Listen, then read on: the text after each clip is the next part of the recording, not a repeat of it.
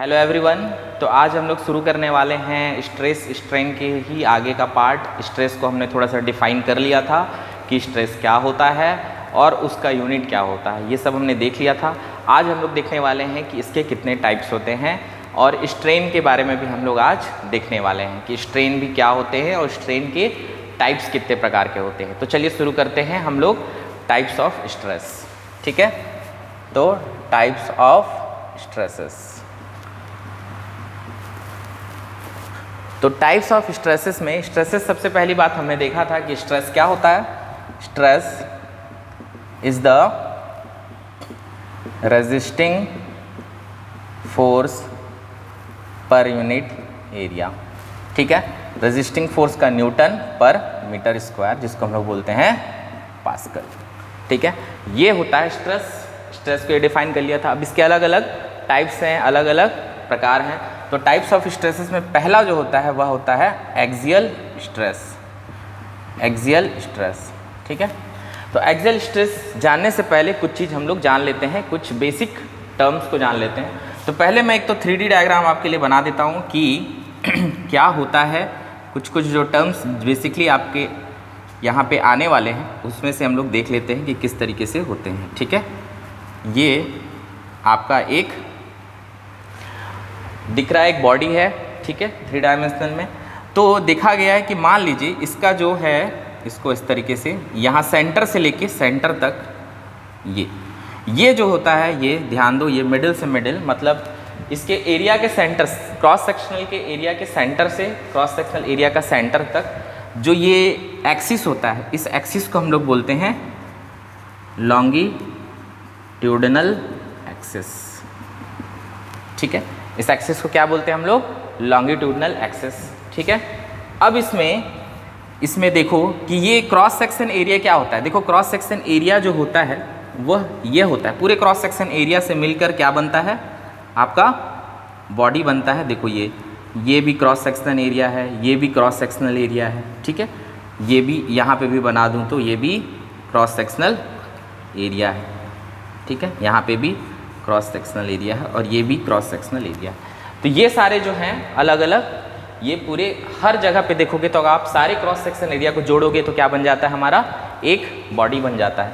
तो ये होता है हमारा cross sectional area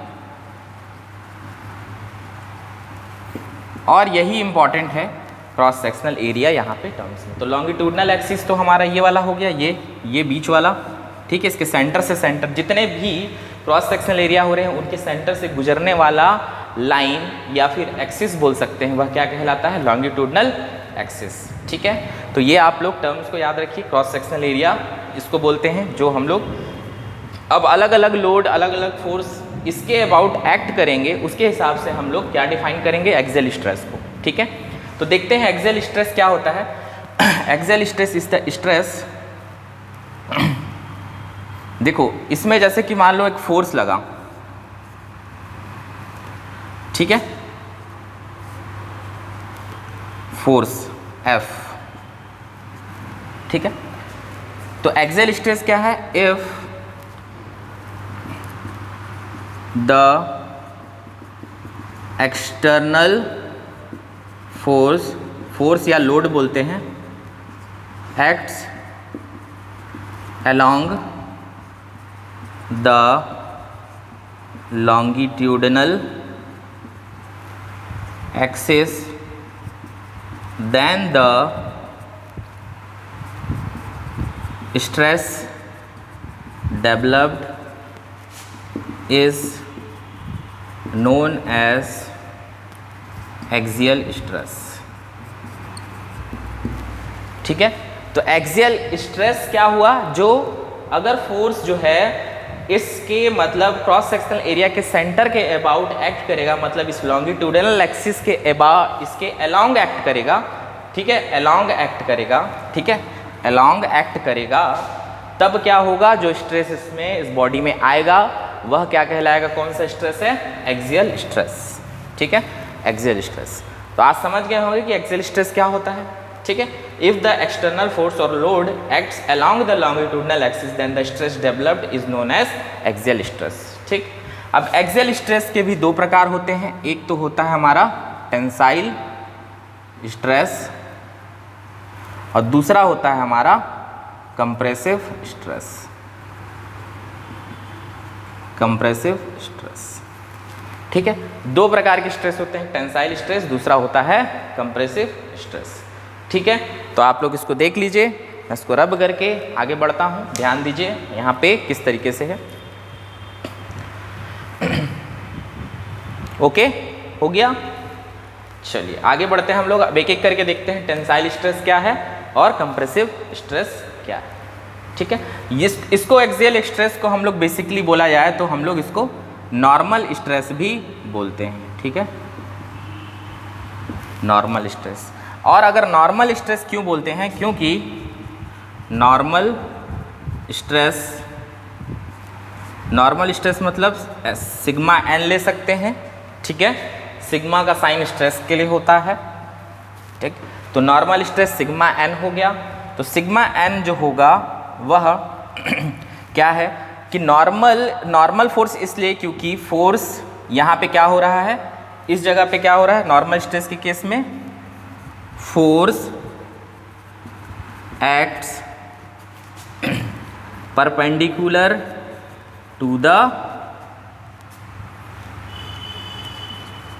cross sectional area, ठीक है। दिख रहा है क्रॉस सेक्शनल एरिया से ये कैसा हो रहा है, ये परपेंडिकुलर एक्ट कर रहा है। अगर मैं इसको 2D में देखूं तो यहाँ से जो अगर मान लो फोर्स एक्ट कर रहा है, ये कितना 90 डिग्री पे एक्ट कर रहा है, मतलब perpendicular to the cross sectional area. Cross sectional area इसी तरफ है, अगर इसको 2D में देखा तो क्रॉस सेक्शनल एरिया जो है उसके परपेंडिकुलर होगा तो वह क्या कहलाएगा, नॉर्मल स्ट्रेस, ठीक है। तो नॉर्मल स्ट्रेस हो गया। नॉर्मल स्ट्रेस के ही हमारे दो प्रकार हैं, या एक्सियल स्ट्रेस के दो प्रकार हैं, जैसे कि टेंसाइल स्ट्रेस और कंप्रेसिव स्ट्रेस, ठीक है। तो चलिए इसको हम लोग एक एक करके देखते हैं, टेंसाइल स्ट्रेस और कंप्रेसिव स्ट्रेस को।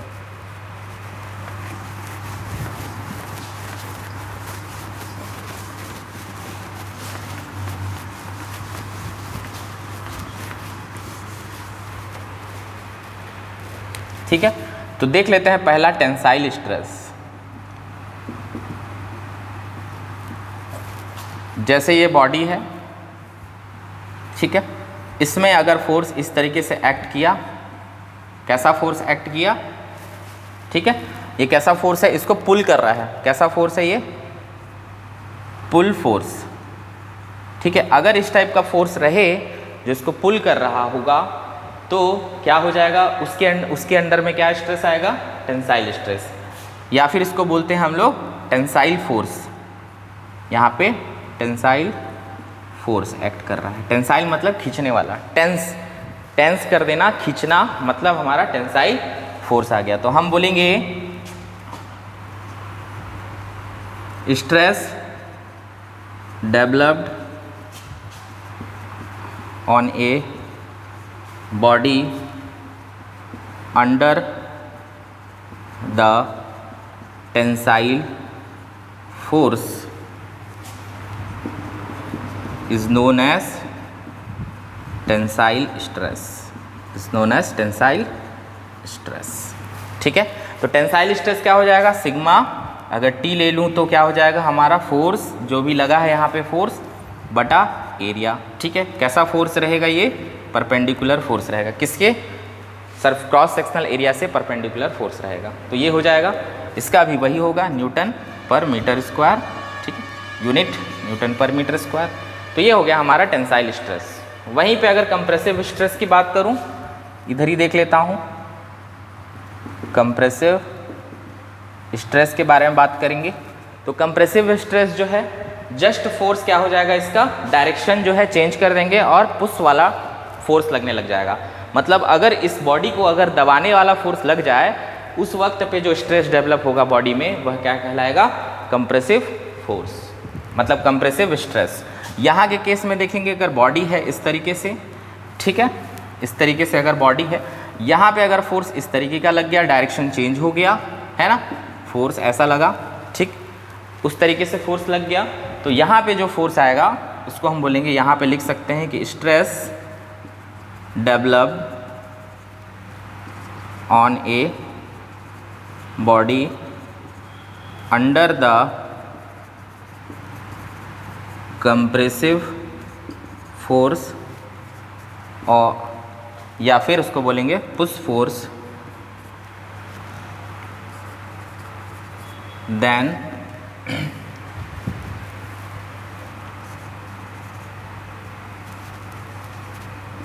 is known as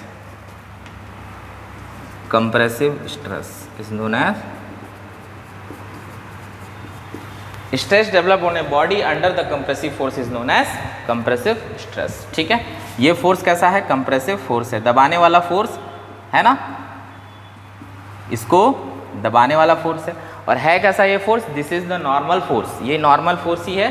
किसके अबाउट? क्रॉस सेक्शनल एरिया के अबाउट। कैसा फोर्स है? Normal force cross sectional area के अबाउट। अभी बताया मैंने आपको क्रॉस सेक्शनल एरिया क्या होता है बॉडी का, और वहाँ पे लॉन्गिट्यूडनल एक्सिस भी क्या होता है, लॉन्गिट्यूडनल एक्सिस के अबाउट लगेगा तो एक्सियल फोर्स होगा, और नॉर्मल फोर्स मतलब ये है कि परपेंडिकुलर टू द आपका क्रॉस सेक्शनल एरिया लगा तो हमारा नॉर्मल फोर्स आ जाएगा। इसके दो प्रकार हैं, पहला है टेंसाइल स्ट्रेस, जिसमें कि अगर फोर्स का डायरेक्शन क्या है, बाहर की तरफ खींचने वाला डायरेक्शन लगा तो क्या कहलाएगा? वह टेंसाइल फोर्स। और वह फोर्स क्या कहलाएगा? Tensile force. और उसके कारण जो भी स्ट्रेस इसमें आएगा, डेवलप होगा अंदर में, वह क्या कहलाएगा? हमारा टेंसाइल स्ट्रेस। उसी तरीके से अगर फोर्स अंदर की तरफ रहा कंप्रेसिव वाला, अगर इसके कारण जो है स्ट्रेस जो भी डेवलप होगा इसमें, वह क्या कहलाएगा? हमारा कंप्रेसिव स्ट्रेस। ठीक है, तो कंप्रेसिव स्ट्रेस को भी मैं लिख सकता हूँ, सिग्मा सी लिख लेते हैं। तो यहाँ पे हो जाएगा पर फोर्स बटा एरिया, यहाँ पे भी हो जाएगा, यही वाला फोर्स है, इसका भी न्यूटन पर मीटर स्क्वायर यूनिट। ठीक, तो ये हो गया हमारा स्ट्रेस, टेंसाइल और कंप्रेसिव के बारे में। ठीक है, अब नेक्स्ट देख लेते हैं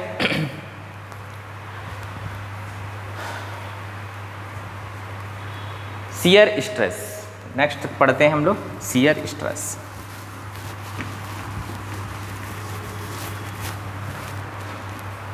चलिए, नेक्स्ट है शियर स्ट्रेस।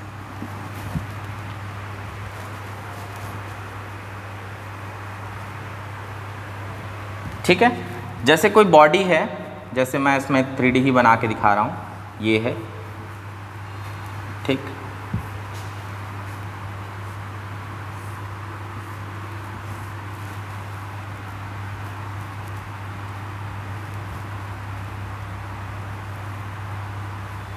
इस तरीके से है।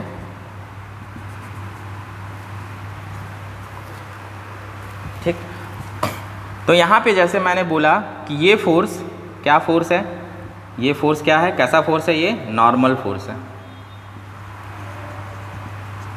ये क्या है? हमारे क्रॉस सेक्शनल एरिया। ये क्या है? हमारा क्रॉस सेक्शनल एरिया। ठीक है, ये भी क्रॉस सेक्शनल एरिया है। अगर ये फोर्स भी क्या है, अगर यहाँ पे ऐसा फोर्स लगा दूँ तो ये क्या है मेरा? ये भी फोर्स क्या है? ये भी नॉर्मल फोर्स है। This is also normal force. लेकिन अगर ऐसा फोर्स लगा दें इसके पैरेलल, मतलब अगर ये P फोर्स लगाया मैंने, मान लो यहाँ पे P फोर्स लगा दिया, ठीक है, ऐसा, या फिर कैसा फोर्स लगा दिया, या फिर देखो ऐसा फोर्स लगा दिया नीचे की तरफ, ठीक है, या फिर ऐसा फोर्स लगा दिया। ठीक है, तो ये फोर्स क्या है हमारा? This is shear force. तो एक चीज़ आपको, एक चीज़ समझ में आया यहाँ पे, नॉर्मल फोर्स क्या होता है? जो क्रॉस सेक्शनल एरिया के परपेंडिकुलर लगे, मतलब उससे 90 डिग्री का एंगल बनाए। और जब भी शियर फोर्स रहे तो वहाँ पे क्या होगा कि शियर फोर्स कैसा एक्ट कर रहा है? Parallel to the cross sectional area. तो शियर स्ट्रेस इज द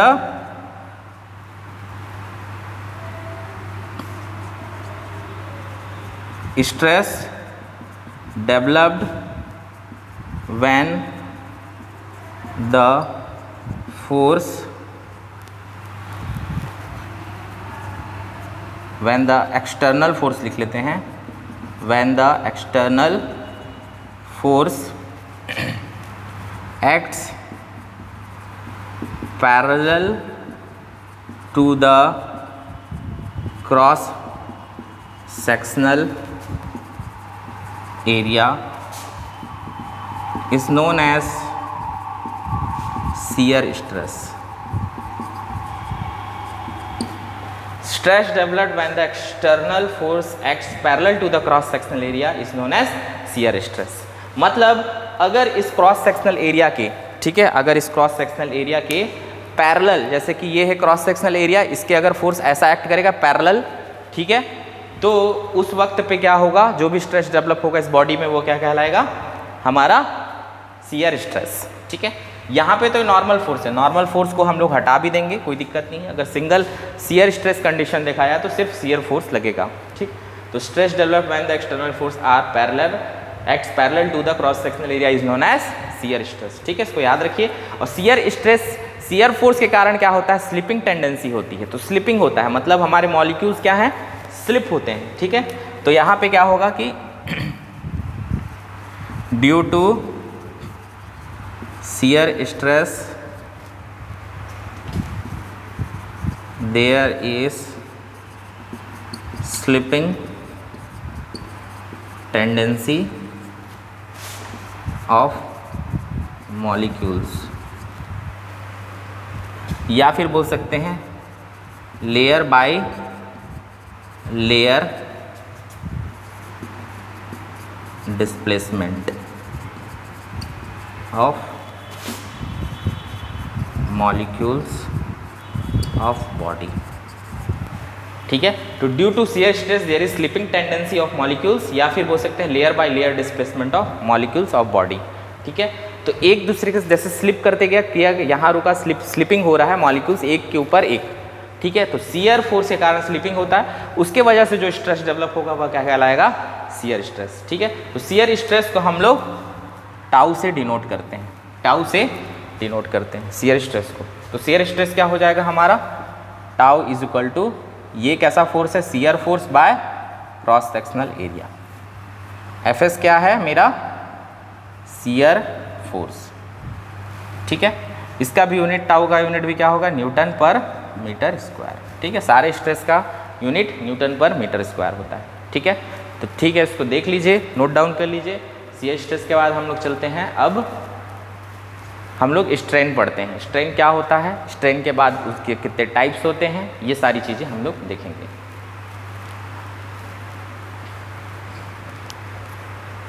ठीक है, तो इसको, इससे पहले मैं आप लोग को फोर्स को देखने का नज़रिया बता दूंगा कि फोर्स कौन से फोर्स हैं। ठीक है,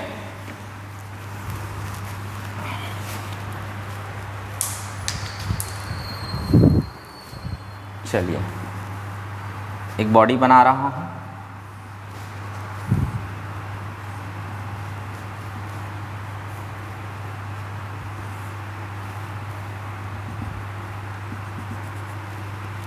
ठीक है, यहाँ पे एक फोर्स लगाया मैंने P।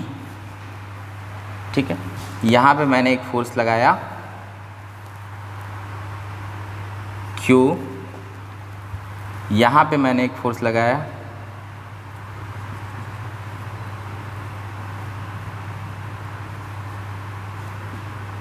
R, ये फोर्स वाला है R। ठीक है, यहाँ मैंने फोर्स लगाया S। ठीक है,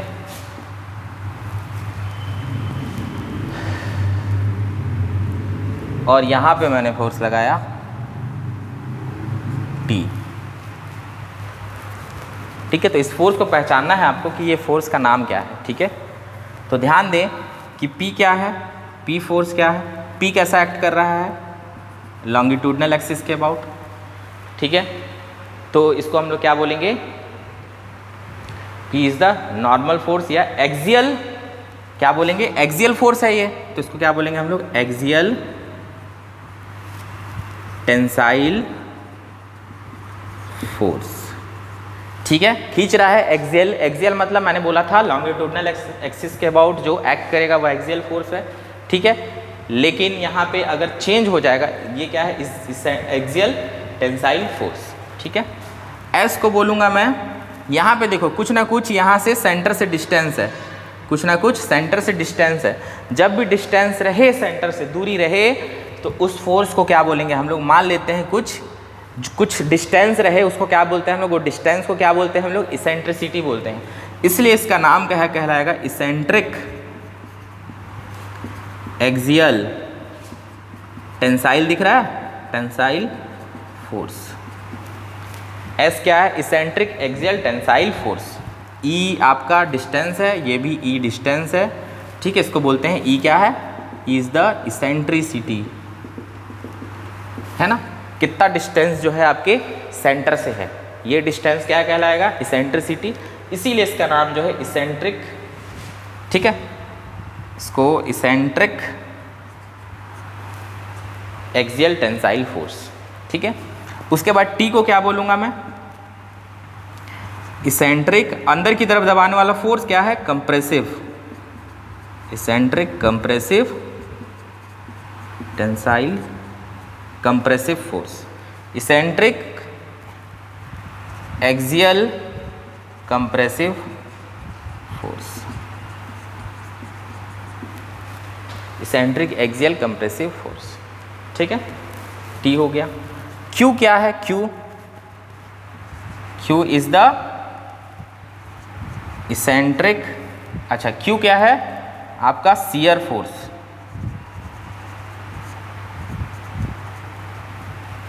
ठीक है। और आर क्या है, are is the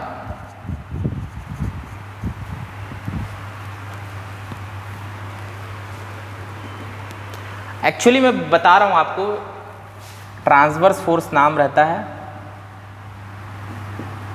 transverse force जो होता है इसी के अंडर आता है शियर फोर्स, और एक आता है इसेंट्रिक, इसेंट्रिक शियर फोर्स, ठीक है। तो इसको हम लोग बोलेंगे ट्रांसवर्स शियर फोर्स, जो सेंटर से अलाउंग एक्ट करे, transverse shear force.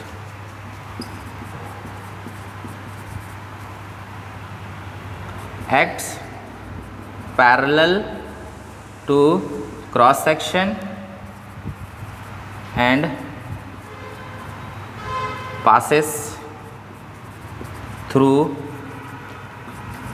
center of cross section, ठीक है। ट्रांसवर्स शियर फोर्स क्या है, जो parallel to the cross section act करेगा, parallel to the cross section area, parallel to the cross section area, लेकिन किससे पास करेगा, आपका centre of the cross section से। वह क्या कहलाएगा, ट्रांसवर्स शियर फोर्स। क्या कहलाएगा, छोटे छोटे पार्ट हैं जो कि आपके क्वेश्चन आ सकते हैं। क्या ट्रांसवर्स शियर फोर्स क्या है, इसेंट्रिक ट्रांसवर्स शियर फोर्स क्या है। आर क्या है, इसेंट्रिक ट्रांसवर्स शियर फोर्स, ठीक है। क्योंकि यहाँ पे दिख रहा है आपको कुछ डिस्टेंस आर का, ठीक है।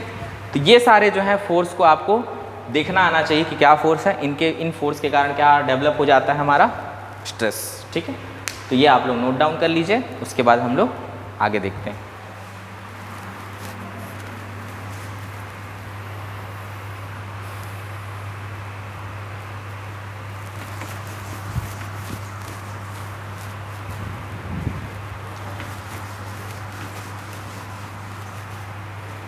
ठीक है, चलिए आगे बढ़ते हैं।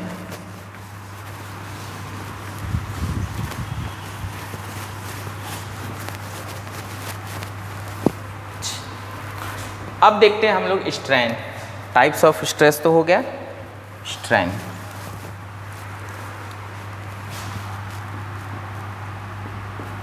स्ट्रेन को हम लोग ऐसे डिनोट करते हैं, ठीक है, छोटा वाला इसे एप्सिलॉन से डिनोट कर देते हैं। अब यहाँ पे क्या हो रहा है कि स्ट्रेन में कि मान लेते हैं कोई यहाँ से फिक्स्ड है, एक बॉडी है, ठीक। यहाँ पे एक फोर्स एक्ट किया, पी फोर्स, ठीक है। इस फोर्स एक्ट करने के कारण, इस फोर्स के एक्ट करने के कारण इसमें क्या होगा, इसके लेंथ में क्या हो जाएगा, एक्सटेंशन आएगा। क्योंकि ये फोर्स कैसा है, टेंसाइल फोर्स है। फोर्स कैसा है, शुरू में इसका लेंथ एल है, शुरू में इसका लेंथ एल है, और इसका जो लेंथ है, फाइनल लेंथ, वह है एल डैश, और जो चेंज इन लेंथ है वह है डेल एल, तो डेल एल पहले देख लेते हैं। डेल एल क्या है? चेंज इन लेंथ, मतलब final length minus initial length, ठीक है। और एल क्या है हमारा? ओरिजिनल लेंथ, ठीक है।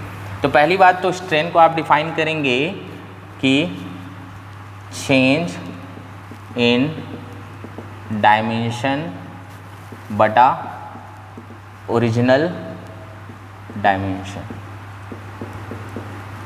Change in dimension by original dimension, जितना चेंज हुआ डायमेंशन में बटा उसका ओरिजिनल डायमेंशन, क्या कहलाता है? हमारा स्ट्रेन। स्ट्रेन के अलग अलग टाइप्स होते हैं। टाइप्स ऑफ स्ट्रेन में पहला टाइप्स है हमारा लॉन्गिट्यूडनल स्ट्रेन,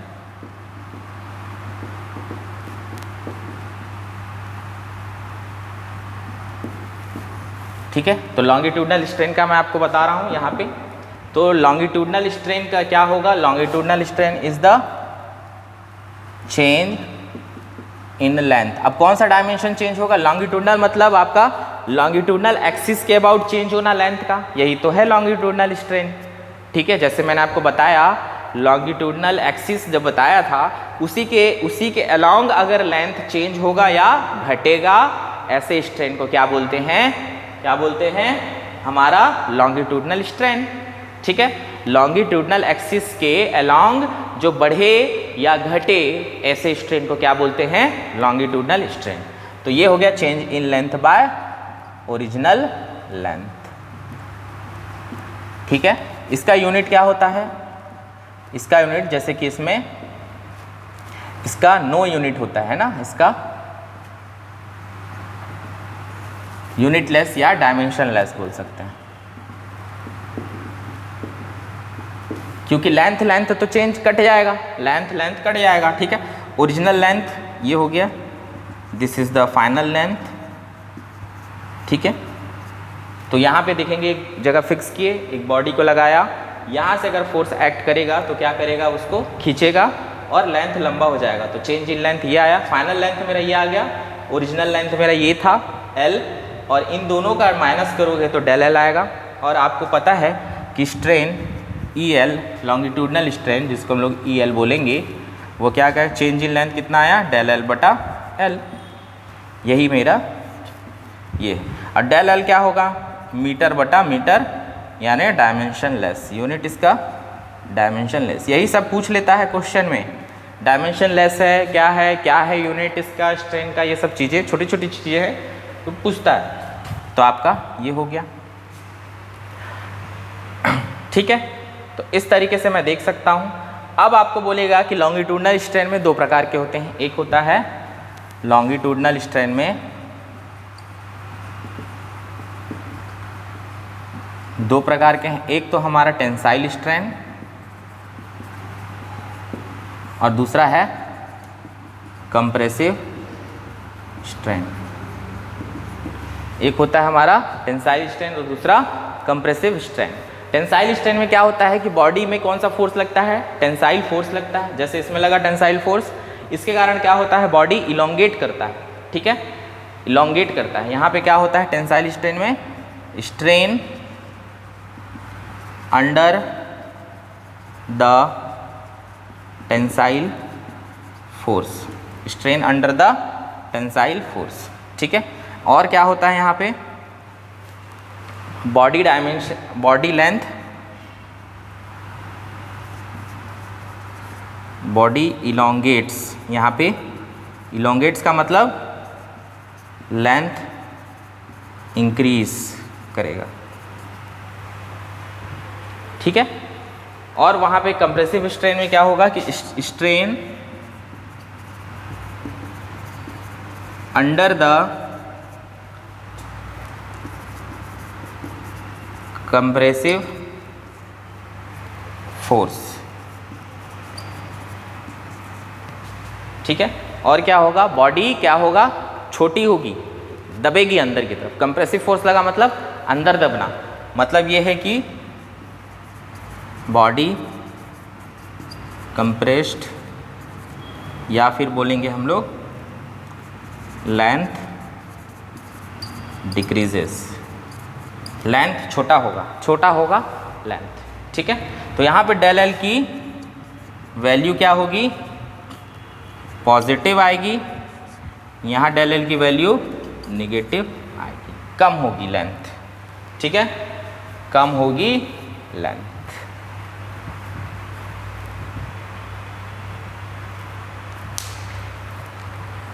ठीक है, तो चेंज इन लेंथ यहाँ पॉजिटिव रहेगा, चेंज इन लेंथ यहाँ पे निगेटिव होगा, ठीक।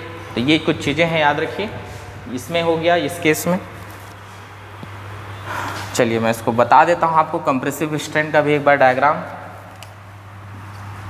दूसरा में अगर कंप्रेसिव स्ट्रेन का डायग्राम देखोगे तो ये बॉडी है मान लो, और फोर्स अगर आपने एक्ट किया है P, तो ये इस तरफ अंदर आएगा और बॉडी कैसा आ जाएगा, इस तरीके से कंप्रेस होकर, ठीक है।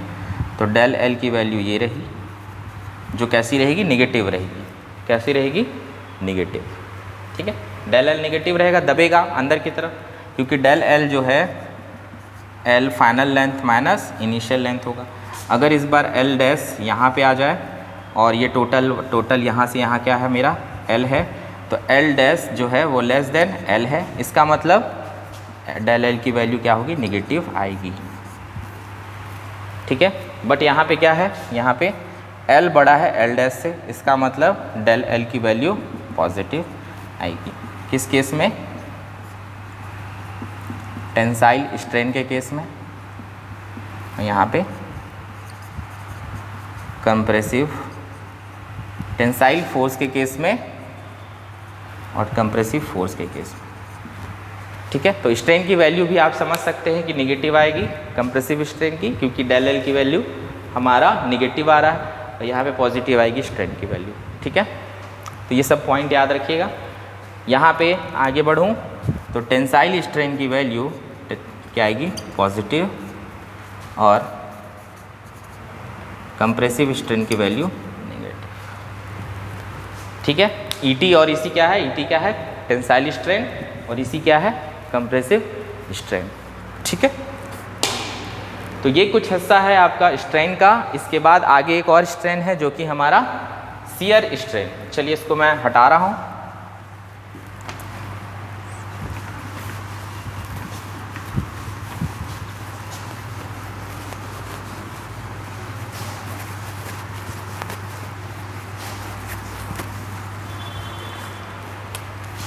नेक्स्ट है, इसको गामा से डिनोट करते हैं, शियर स्ट्रेन, ठीक है। देखो जैसे एक बॉडी है, इस पर अगर आपने यहाँ से ऐसा फोर्स लगाया, पैरेलल फोर्स है इसके, ठीक है, एक फोर्स लगाया, इसके कारण क्या हुआ, नीचे अगर मैंने फिक्स्ड कर दिया है, नीचे फिक्स्ड कर दिया है, तो ये ऊपर से क्या है, इसको धक्का देगा, और फाइनल जो है इसका कैसा आ जाएगा, इस तरीके से आ जाएगा, और ये कुछ एंगल बनाएगा इसका थीटा,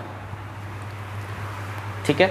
जैसे यहाँ पे फोर्स है, फाइनली ऐसे झुक के, ये तो नीचे फिक्स है, तो ऐसे ऐसे ऐसे फोर्स पड़ा इस पे, ये कैसा एक्ट कर रहा है, पैरेलल फोर्स इसके ऊपर से एक्ट कर रहा है, तो ये ऐसे एक्ट करेगा। ये कैसा फोर्स है अपना, शियर फोर्स है, ये एक्ट किया और फाइनल जो है इस तरीके से ऐसा बॉडी का शेप दिखने लगा, ठीक है। इसके वजह से क्या हुआ, कितना चेंज हुआ, थीटा चेंज हुआ, ठीक है। और अगर ये लेंथ जो इसका ये है एल था, तो इसका जो चेंज है, यही देखो इस ये वाले डायमेंशन में ये वाला डायमेंशन, ये वाला डायमेंशन और ये वाला डायमेंशन बराबर है, मतलब इसमें कोई बदलाव नहीं आ रहा है, इसमें कोई बदलाव नहीं आ रहा है। बदलाव ये जो एक्स्ट्रा चीज़ आया, ये एक्स्ट्रा आया, वो किस वजह से आया, इसका लेंथ एक्सटेंड हुआ, किसका एक्सटेंड हुआ, इसका लेंथ एक्सटेंड हुआ इधर। इसका मतलब ये वाला जो हिस्सा है उसको हम लोग बोलेंगे डेल एल या फिर डेल एल, मतलब या फिर डेल एल, और छोटा सा लेंथ, अगर डेल एल का मतलब है थोड़ा बड़ा लेंथ, ये है थोड़ा लेंथ, कंसीडर्ड लेंथ,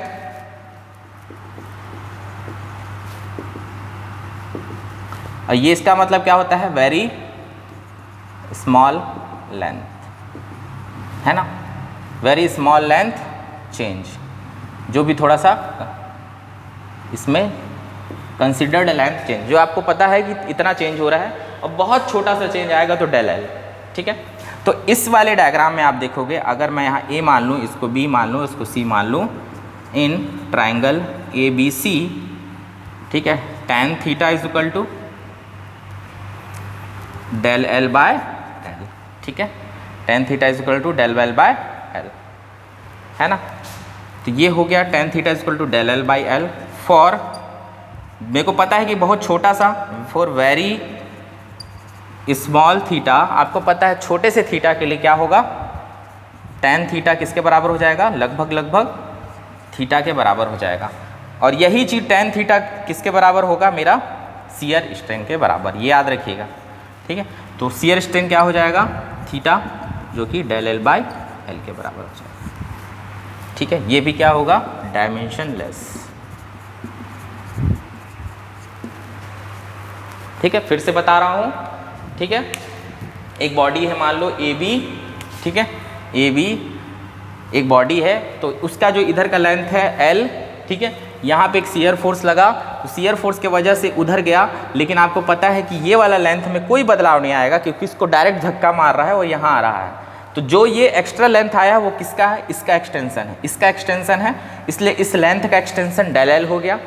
तो ये थीटा कितना एंगल, बहुत स्मॉल लेंथ, थीटा क्या है, वेरी स्मॉल एंगल, छोटा सा एंगल, थोड़ा सा चेंज हुआ बस, ठीक है। तो थोड़ा सा चेंज हो रहा, तो ये थोड़ा सा आया, तो ये very small change in length है डेल एल, और डेल एल लिखने का मतलब थोड़ा सा आपको दिख रहा है, तो बहुत छोटा सा चेंज आया डेल एल।